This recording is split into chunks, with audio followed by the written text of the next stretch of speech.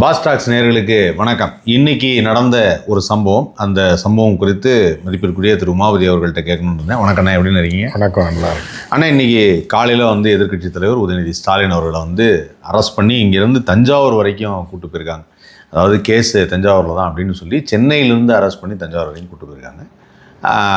அந்த பிரச்சனையில் நடந்த அந்த சம்பவம் அது கரெக்டாக இல்லை சரியாக தான் அரெஸ்ட் பண்ணாங்களா, இல்லை அரெஸ்ட் பண்ணது தவறா? இதை பற்றி நீங்கள் என்ன நினைக்கிறீங்க? அதாவது ஒரு குழந்தை, ஒரு 2-3 மாத குழந்தை என்ன பண்ணுது அப்படின்னா, அது சில நேரம் 3 மாத குழந்தை, 6 மாத குழந்தைன்ட்டு 1 வயசு குழந்தைன்னு வச்சுங்க, 1 வயசு குழந்தைன்னு வச்சுங்களேன். ஏன்னா இப்போ தான் பிறந்து இப்போ தான் தவள ஆரம்பிச்சிருக்கு. அதுக்கு ஏதோ ஒருத்தர் இப்போ அவங்க சித்தியை பார்த்தோ கூடயே இருக்காங்க அந்த குழந்தைய வளர்க்குறதுக்கு. சித்தியை பார்த்தா இல்லை தாய் மாமனை பார்த்தா இல்லை கோவம் வருதுன்னா என்ன பண்ணுவது? மிரட்டும். என்ன மிரட்டும்? தட்டி விடும், தூக்கம் வந்து அழுகும், உருண்டு பரண்டு, இதில் தான் அதால் பண்ண முடியும். அதிகபட்சமாக என்ன பண்ணலாம்? கையை காலை கடிச்சு வைக்கும். பல்லு இருந்தால் வருதுன்னு வைங்களேன், முளைச்சிருது. அது 3 மாதத்துலேயே முளைக்கிது. இது பேய் குழந்தை மாதிரின்னு வச்சுங்களேன், ஒரு உதாரணத்துக்கு சொன்னேன். 1 மாதத்துலேயே பல்லெல்லாம் வளர்ந்துடுது, கோர பல்லெல்லாம் இருக்குது. அப்போ என்ன பண்ணோன்னா பிடிச்சி கடிச்சு வச்சிடும். ஏன்னா அதால் மோதி ஜெயிக்கிறதுக்கோ சண்டை போடுறதுக்கோ முடியாது. இப்போ என்ன பண்ணோன்னா, இப்போ சில பேரை பார்த்தா எரிச்சல் ஆகும், டென்ஷன் ஆகும். ஆகும்போது என்ன பண்ணால் அதிகபட்சமாக வராண்டி வச்சிடும், இல்லை போட்டு அடிக்கும், மூஞ்சிலே அடிக்கும், இல்லைன்னா கடிச்சிடும். ஆனால் அவங்களுக்கு தெரியும், அந்த பெரியவங்களுக்கு என்ன தெரியும், இது அதிகபட்சம் என்ன பண்ணிடும், கொஞ்சம் அசந்தம்னா அந்த கடிச்சு வச்சுக்கிடுவோம், திரண்டி வச்சுடுவோம். இது எப்படி டீல் பண்ணணும் அப்படின்றது அவங்களுக்கு தெரியும். ஸோ அந்த மாதிரி இப்போ தான் விஜய் அவர்களை விட்டாங்க. விஜய் அவர்கள் முதலமைச்சர், மிகப்பெரிய பதவியில் இருக்கார். 8 கோடி மக்களுடைய தலைவனாக ஆட்சி அதிகாரத்தில் இல்லாமல் காவல்துறை அவர் கட்டுப்பாட்டில் இருக்குது. IAS IPS எல்லாமே அவங்க கட்டுப்பாட்டில் இருக்காங்க. ஒரு மிகப்பெரிய ஒரு தலைவர், ஒரு மிகப்பெரிய சிந்தனையாளர்னு வச்சுங்க, அது தனியாக விட்டுருங்க. இருந்தாலும் நீங்கள் 3 மாதம்தான் ஆகுது, அதுக்குள்ளே செய்ய முடியாத வேலையெல்லாம் செய்கிறீங்கன்னு வைங்க, எப்படி இருக்கும்? அந்த மாதிரி தான் இப்போ எல்லோரும் பார்க்குறாங்க. சில இடத்துல பார்த்தீங்கன்னா, ஸ்கூல் பக்கத்தில் 8வது 7வது படிக்கிற பையன் தம்படிச்சிக்கிட்டு இருப்பாங்க பார்த்தீங்களா. நீங்கள் ஒன்றும் செய்ய முடியாது, அவனை போய் அடிக்கவும் முடியாது, அறிவுரையும் சொல்ல முடியாது, போய் வேலையை பாரியான்னு உங்கள் மூஞ்சிலே ஊதுவான்.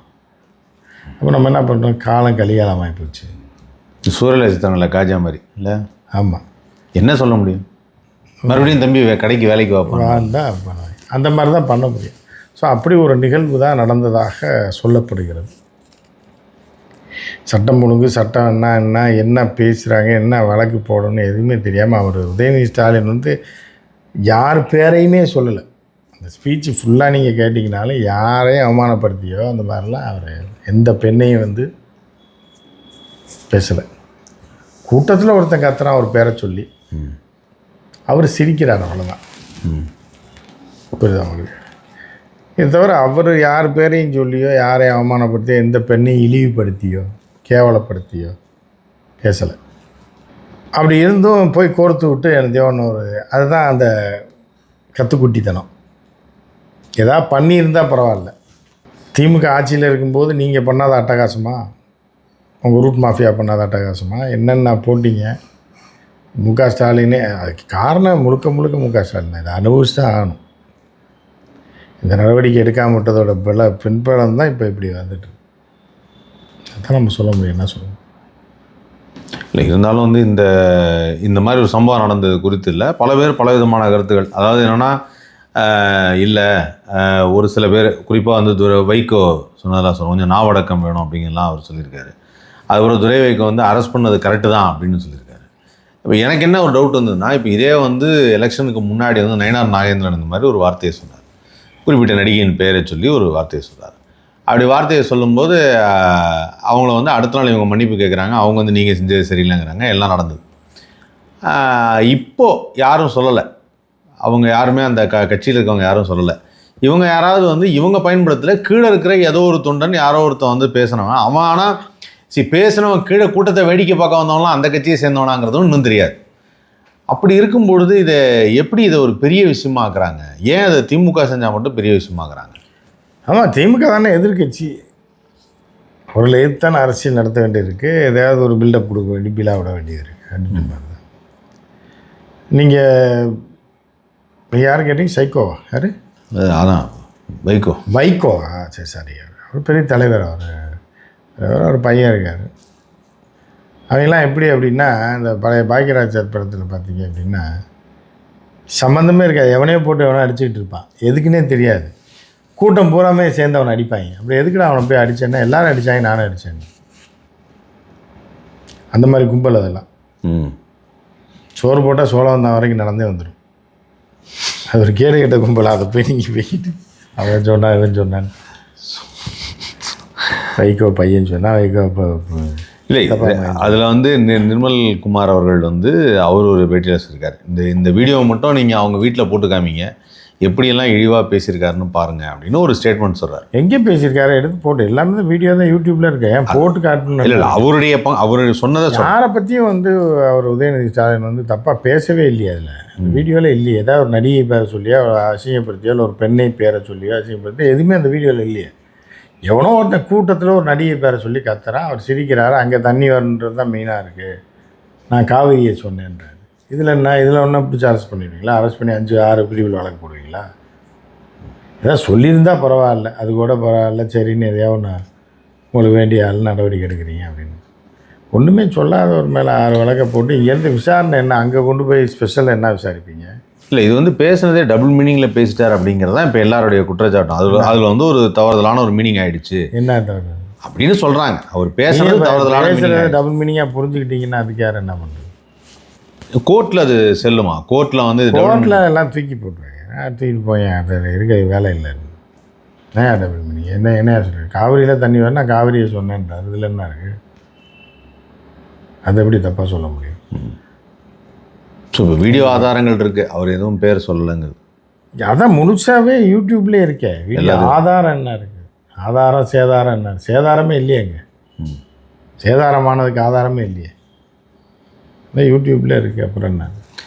இன்னொரு என்ன சொன்னேன், நிர்மல்குமார் அவர்கள் என்ன சொல்கிறாருன்னா, அம்மா அவர்கள் இருந்திருந்தால் எப்படி ஒரு நடவடிக்கை எடுத்திருப்பாங்களோ அந்த மாதிரி ஒரு நடவடிக்கை தான் நீங்கள் எடுத்தோம். அதான் பெண்களுக்கு இழிவாக நடக்கக்கூடிய எந்த விஷயத்தையும் நாங்கள் பொறுத்துக்கோம். இழிவாக என்னமோ அம்மா என்ன நடவடிக்கை, அம்மாவுக்கு கடைசியில் என்ன ஆச்சுன்றதையும் நீங்கள் யோசிச்சு பாருங்கள். புரட்சி தலைவியாக நீங்கள் செயல்படுறது நல்லது தான். ஆனால் அந்த புரட்சி தலைவி கிளைமேக்ஸில் என்ன ஆச்சுன்றதையும் நீங்கள் பார்த்துக்கணும். அந்த நிலைமையும் நீங்கள் போயிடக்கூடாது, உங்களுக்கு வந்துடக்கூடாது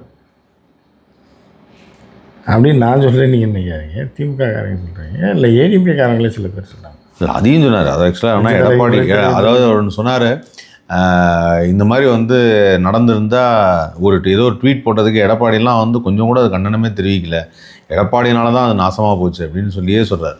அந்த கட்சியே வீணாக போச்சு, அவங்க அம்மா இருந்தப்போ இருந்த மொராலிட்டி கூட இல்லை அப்படின்னு இப்போ அது ஒரு குற்றச்சாட்டு ஒன்று சைடில் வச்சுட்டார். எடப்பாடி வந்து சரியாகவே கவனிக்கலை, எடப்பாடிக்கு வந்து அந்த இதுவே கிடையாது அப்படின்னு சொல்லி. நாங்கள் அப்படி இருக்க மாட்டோம், நாங்கள் இந்த மாதிரி வந்து தீர்க்கமான முடிவுகள் கரெக்டாக தீர்க்கமாக முடிவு எடுங்க, உங்களுக்கு தீர்க்கமாக என்ன முடிவு எடுப்பாயின்றது நினைப்பேன். அது ஒரு ஆனால் இன்னொரு சைடில் என்ன குற்றச்சாட்டு வருதுன்னா, நிறையா வந்து இந்த பாலியல் கொடுமையெல்லாம் நடந்தது வந்து ஒரு அம்மாவுக்கு வந்து நான் வேலை வாங்கி தரேன் அப்படின்னு சொல்லி ஒரு குறிப்பிட்ட எம்எல்ஏ பேர் சொன்னாங்க. அந்த எம்எல்ஏ சொல்லி அவங்க தான் இந்த மாதிரி பண்ணாங்க அப்படின்னு அவர் மிரட்டினதாகவும் ஒரு புகார் இருக்குது. அப்படி ஒன்றும் பெண்கள்கிட்ட இவங்க எதுவும் பண்ணாமல் எதுவுமே கிடையாது, இது மாதிரிலாம் நடந்திருக்கு, ஏன் இந்த பக்கம் மட்டும் நடந்தால் நடவடிக்கை எடுக்கிறாங்க, எதிர்கட்சியாக இருந்தால் மட்டும் நீங்கள் செய்யக்கூடாது? ஆமாம், அதுதான் இங்கே உலக நியாயமே தானே. அரசாங்கம் நான் தான் அரசாங்கம்னு நம்ம மேலே நடவடிக்கை எடுக்க மாட்டாங்கல்ல, அவங்களே எப்படி எடுத்துக்குவாங்க அவங்க மேலேயே? இல்லை, அப்படி தானே சொன்னாங்க. ஆக்சுவலாக மட்டும்தான் சவுக்கில் அடிச்சுக்குவான், இத்தனை வந்து தன்னைத்தானே சவுக்கில் அடிச்சுக்க பார்த்துருக்கீங்களா? இல்லை, அவங்க சொல்கிறது என்னென்னா, நாங்கள் யாராக இருந்தாலும் தப்பை தட்டி கேட்டுருவோம். இப்போ ஒரு நிர்வாகி ஒருத்தர் மாம்பாக்கத்தில் லஞ்சம் வாங்கினோன்னே சின்ன தவறாக இருந்தோன்னே நாங்கள் தட்டி கேட்டுருவோம்னு சொன்னாங்க. அப்போ இந்த மாதிரி தவறுகள்லாம் அவங்க எதுவும் மாம்பாக்கத்தில் காசு வாங்கின ஒரு சம்பவம் தான் நடந்திருக்கா? ஏகப்பட்டது நடந்திருக்கு. அது ஒரு எக்ஸாம்பிளுக்கு ஒன்று மட்டும் செஞ்சுட்டு ஆனால் இப்படி தான் நாங்கள் தட்டி கேட்போம்னு சொன்னாங்க இல்லையா? அப்படி சொன்னவங்க ஏன் இந்த மாதிரி விஷயத்தில் வந்து கவனிக்காமல் எதிர்கட்சியில் வந்து கூட்டத்தில் பேசிய ஒரு விஷயத்துக்காக இவ்வளோ பெரிய முடியும்? இதுக்கெல்லாம் காரணம் சட்டப்பேரவையில் தாக்கல் செய்யப்படும் அந்த பட்ஜெட் நாளைக்கு நடக்க போகும் இந்த சட்டப்பேரவை கூட்டமா அப்படிங்கிறது ஒரு கேள்வி. சட்டசபைக்கு இதுக்கு சம்மந்தம் இல்லை. அது பாட்டுக்கு நடக்க போகுது. நாளைக்கு வருவாங்க போவாங்க. ஆனால் என்னென்னா உள்ள ஒரு கூற்று என்ன சொல்கிறாங்கன்னா, எதிர்கட்சியெல்லாம் போன முறை உங்கள் அப்பாவை காணோன்றவர் இந்த முறை வேணே அவரை பிடிச்சி உள்ளே போட்டு இப்போ பையனையும் காணோம் அப்படின்னு ஒரு டிசைனை கொண்டு வரதுக்கு பிளான் பண்ணதாகும். இப்போ நீதிமன்றம் சொன்னதை தொடர்ந்து நாளை காலைல உதயநிதி ஸ்டாலின் குளிச்சு கிழிச்சிட்டு அந்த ஒயிட் டிஷர்ட் போட்டு வந்துட்டேன்னு சொல்லு, திரும்ப வந்துட்டேன்னு சொல்லு அப்படின்ற மாதிரி முன்னாடி போயிட்டுனா எவ்வளோ அவமானம். யாருக்கு யார் பழி வாங்கணும்னு நினைக்கிறாங்களோ உங்களுக்கு அசிங்கம் தானே இது. ஆமாம். இவ்வளோ பரிபூர்ணமான ஆட்சி அதிகாரம், போலீஸு, ஐஏஎஸ் எல்லாம் உள்துறை வெளித்துறை எல்லா துறையும் கையில் வச்சுக்கிட்டு ஒருத்தர் தூக்கி உள்ளே போட முடியல, உள்ளே வைக்க முடியல, காலையில் பேண்ட்டு டிஷர்ட்டை போட்டு முன்னாடி நின்னா எவ்வளோ பெரிய அசிங்கம் அப்படின்றத இவங்க சொல்கிறாங்க, நம்ம சொல்லலை. யார்? திமுகன்னு சொல்கிறாங்க. அந்த காட்சி நாளைக்கு பார்க்குறது தான் பரபரப்பாக இருக்கும். அது இன்றைக்கி காலையில் என்ன சொன்னாங்கன்னா 10:30 மணிக்கிட்ட அரெஸ்ட் பண்ணியிருக்காங்க நினைக்கிறேன். 10:30 மணிக்கிட்ட அந்த சம்பவம் நடக்கும்போது அவர் பாத்ரூமில் போய் ஒளிஞ்சிருந்தார், வெளியே வரல அப்படின்னு ஒரு வகையில் ஒன்று சொல்கிறாங்க. அப்புறம் இன்னொன்று என்னென்னா 12:30 மணி வரைக்கும் நீதிமன்றம் என்ன சொல்லியிருக்குன்னா அதுக்கான ஆவணங்கள் இன்னும் வரல அப்படின்னு சொல்லியிருக்கு. பட் அதுக்கு முன்னாடியே இவங்க அரெஸ்ட் பண்ணதாக ஒரு பேச்சு வருது.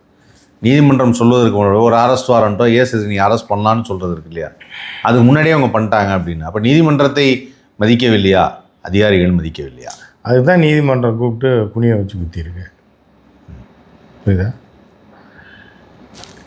12 மணி வரைக்கும் அவரை அரெஸ்ட் பண்ணக்கூடாதுன்னு சொன்னால் இவர்கள் என்ன செய்கிறாங்க அப்படின்னா, அரெஸ்ட் இல்லை விசாரிக்க தான் கூப்பிட்டு போகலாம், அரெஸ்ட் தானே பண்ணல அப்படின்னு சொல்லி ஒரு இத்து போன வேனில் ஏற்றி அது நடுவில் பெட்ரோல் இல்லாமல் 6 மணி நேரம் நின்று போச்சா.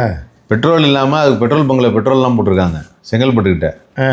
செங்கல்பட்டு டீசல் கூட ஃபில் பண்ணல, டீசலை ஃபில் பண்ணி அப்புறம் போய் எங்கேயோ ஓலக்கூர் பக்கத்தில் போய் சாப்பாடெல்லாம் ஸ்டேஷனில் வாங்கி கொடுத்து ஒரு மாதிரி அந்த ஒரு எதிர்க்கட்சி தலைவர் அப்படிங்கும் பொழுது குற்றம் இன்னும் நிரூபிக்கப்படவில்லை. இதுதான் இப்போது எல்லார் பார்வையிலும் குற்றம் இன்னும் நிரூபிக்கப்படவில்லை. அதை நீதிமன்றம் தான் சொல்லணும். சந்தேகத்தின் பேரில் கூட்டு போனாலும் விசாரிக்க கூட்டு போனாலும் ஒரு அந்தஸ்துள்ள ஒரு பெரிய கட்சியின் தலைவராக, அவர் தலைவர் இல்லைங்க, முன்னாள் முதலமைச்சர், துணை முதலமைச்சர் அப்படி இருக்கவங்களை போய் ஒரு போலீஸ் ஸ்டேஷனில் உட்கார வச்சு சாப்பாடு வாங்கி கொடுத்து போகிற வழியில் இது பண்ணுறது அப்படிங்கிறத எப்படி ஏற்றுக்கிறது? இல்லை, இது முழுக்க சர்வாதிகார ஆட்சி, பழிவாங்கு நடவடிக்கைங்க. பார்த்தாலே தெரியலையா, வேணே ஸ்டேஷனில் கூப்பிட்டு வச்சு பண்ணுறாங்கன்னா அதே ஸ்டேஷன் அங்கே தானே இருக்க போகுதுன்னு இடிச்சுடுவாங்களா?